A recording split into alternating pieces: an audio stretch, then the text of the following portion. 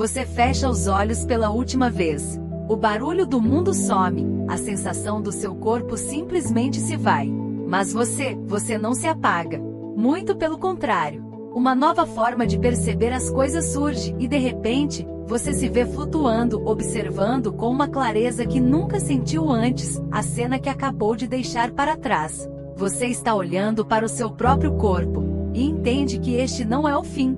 É o começo de uma jornada que desafia tudo que a gente aprendeu sobre a morte. Agora, imagine que a sua consciência, a pura essência de quem você é, não só continua existindo, como se torna uma espectadora do seu próprio velório. Ela assiste de perto a dor e o amor de quem ficou, e logo depois, é puxada para uma revisão completa e intensa de cada momento que te formou. Essa ideia, que parece ter saído de um filme, na verdade tem paralelos incríveis com tradições de milhares de anos e com relatos bem modernos de pessoas que chegaram às portas da morte e voltaram. O que elas contam não é sobre um vazio, mas sobre uma passagem consciente, uma experiência tão real quanto a própria vida.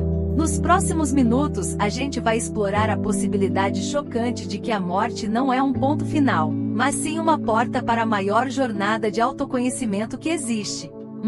A observação pós-morte, o espectador silencioso. A primeira coisa que quase todo mundo que viveu uma experiência de quase morte, ou EQM, descreve é a sensação de se separar do corpo. É como se você finalmente saísse do carro depois de uma viagem muito longa. O britânico Kevin Hill, que foi dado como clinicamente morto depois de uma hemorragia, contou exatamente isso. Ele disse que se viu fora do corpo, observando os médicos tentando salvá-lo, mas sentindo uma paz gigantesca. Ele sabia que estava morrendo, mas o medo tinha sumido. Ele era só um observador, totalmente consciente, separado daquele corpo que já não era mais dele.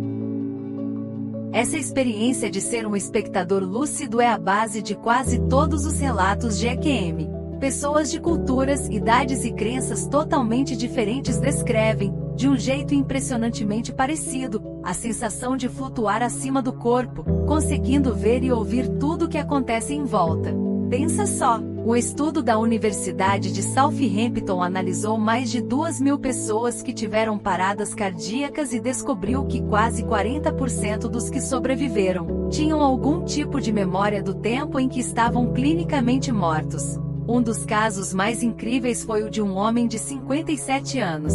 Ele descreveu com detalhes perfeitos tudo o que aconteceu na sala de reanimação, incluindo o som de uma máquina que apitava a cada 3 minutos. Um detalhe que ele não tinha como saber. É como se a consciência dele tivesse continuado funcionando por até 3 minutos depois que o coração parou, o que é um paradoxo, já que o cérebro geralmente desliga em menos de 30 segundos.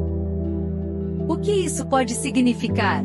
Talvez que a consciência não esteja presa à atividade do nosso cérebro do jeito que a gente imagina. A ciência ainda está buscando respostas, claro. Alguns pesquisadores até levantam a hipótese de que a consciência funcione em um nível quântico, como uma energia que não se apaga quando o corpo falha. Estudos recentes viram picos de atividade cerebral, as chamadas ondas gama, que são ligadas ao pensamento consciente, até 90 segundos depois da morte clínica.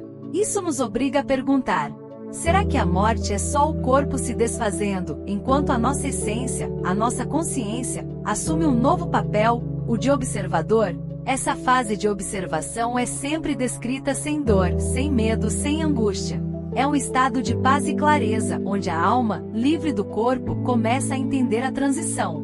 Mas olhar o mundo físico é só o primeiro passo. Logo em seguida, a alma é puxada para algo ainda mais profundo, a revisão da própria vida. 2. O filme da vida, revivendo memórias e emoções. Depois de observar o que ficou para trás, a consciência se volta para dentro. É nesse ponto que muitos relatos descrevem uma das experiências mais profundas que existem, a revisão da vida. E não é como folhear um álbum de fotos antigo. É uma imersão completa, um filme em 360 graus onde você é o ator, o diretor e o público, tudo ao mesmo tempo. Imagine reviver cada coisa que você fez, mas sentindo na pele o impacto de cada ação. Sentir a alegria que você causou em alguém como se fosse a sua. Sentir a dor que uma palavra sua provocou, não como uma memória, mas como se estivesse acontecendo agora. Segundo os relatos, não existe um juiz externo apontando seus erros. O julgamento, se é que podemos chamar assim, vem de dentro. É a sua própria consciência, agora sem as amarras do ego, que analisa a vida que você viveu. É a pura lei de causa e efeito na sua frente. Essa experiência é um elemento central das EQMS.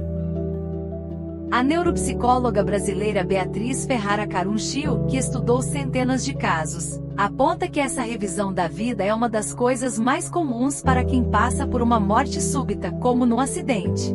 E essa imersão nas memórias tem um propósito.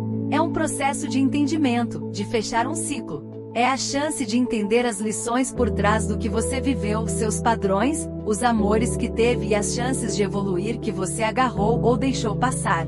É uma autoavaliação final, onde o que vale não é o sucesso ou o dinheiro, mas sim a sua capacidade de amar, de aprender e de se tornar alguém melhor. E o mais curioso disso tudo, essa ideia não é nem um pouco nova. Ela não apareceu agora com os estudos de EQM. Na verdade, ela está gravada em textos espirituais de milhares de anos, que descrevem essa passagem com uma riqueza de detalhes que faz parecer que os nossos ancestrais já sabiam dos segredos que a ciência só agora começa a investigar. 3. Ecos da Sabedoria Antiga, o livro tibetano dos mortos. Milhares de anos antes de existir qualquer monitor cardíaco, algumas tradições antigas já tinham mapeado a jornada da consciência depois da morte. O melhor exemplo disso é o Bardo Todol, que a gente conhece como o Livro Tibetano dos Mortos. Escrito lá no século VIII, esse texto não é um livro triste, mas sim um manual de instruções, um verdadeiro guia para a consciência no estado de transição entre a morte e uma nova vida. O Bardo Todol fala de um estado intermediário chamado Bardo, que dura simbolicamente 49 dias, dividido em 3 fases. A primeira, o Shikai Bardo, acontece no momento da morte. É aqui que a alma consegue ver a luz clara primordial, a essência pura da realidade. Se a alma reconhecer essa luz, ela se liberta do ciclo de renascimentos. É um momento de clareza total. Se a alma não reconhecer a luz, ela passa para o segundo estágio, o Shonid Bardo. E é aqui que a coisa fica impressionante, porque a descrição se parece muito com os relatos de EQM de hoje.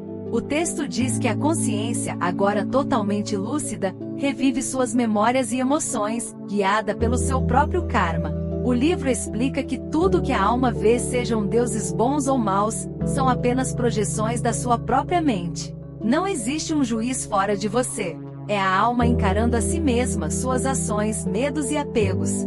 Por fim, se a alma não se libertar, ela entra no Sitpa Bardo, onde a vontade de nascer de novo fica mais forte.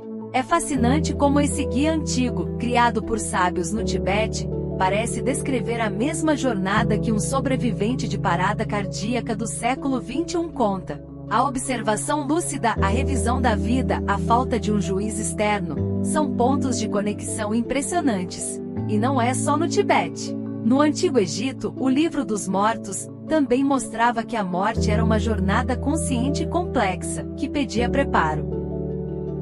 Essas tradições não viam a morte como um fim, mas como um rito de passagem, uma chance de expandir a consciência.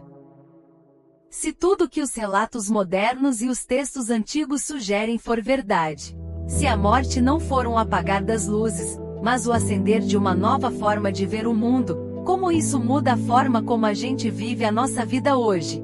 Se você soubesse que cada ato, cada palavra, cada pensamento seria revivido com total clareza do outro lado, você faria escolhas diferentes? A gente viveria com mais propósito, com mais amor, mais consciente do impacto que temos uns nos outros?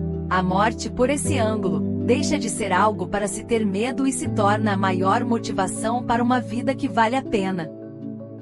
A jornada que a gente fez hoje nos leva a uma ideia provocadora. A morte pode ser a experiência mais viva de todas. A noção de que nossa alma observa nosso corpo, revive nossas memórias e encara a essência de quem fomos é uma história poderosa, que atravessa culturas e séculos. Das úteis de hoje aos mosteiros do Himalaia, a mensagem parece ser a mesma: a consciência não desiste fácil. As experiências de quase morte nos mostram que quem volta, volta transformado. Essas pessoas perdem o medo de morrer, ganham um amor renovado pela vida e um senso de propósito muito forte. Elas nos contam que talvez a morte não seja uma perda, mas um reencontro com quem a gente realmente é. Nós não temos todas as respostas, e a ciência continua sua busca cuidadosa por provas. Mas a conexão entre a experiência humana e a sabedoria antiga nos convida a pensar. Talvez o maior segredo sobre a morte seja, na verdade, um segredo sobre a vida. Ela importa. Cada momento importa. E a consciência com que vivemos hoje pode ser a luz que vai nos guiar na transição de amanhã. A jornada que a gente fez hoje nos leva a uma ideia provocadora. A morte pode ser a experiência mais viva de todas. A noção de que nossa alma observa nosso corpo, revive nossas memórias e encara a essência de quem fomos é uma história poderosa, que atravessa culturas e séculos. Das úteis de hoje aos mosteiros do Himalaia, a mensagem parece ser a mesma: a consciência não desiste fácil. As experiências de quase morte nos mostram que quem volta, volta transformado. Essas pessoas perdem o medo de morrer, ganham um amor renovado pela vida e um senso de propósito muito forte.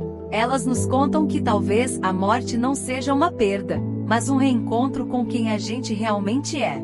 Nós não temos todas as respostas, e a ciência continua sua busca cuidadosa por provas. Mas a conexão entre a experiência humana e a sabedoria antiga nos convida a pensar.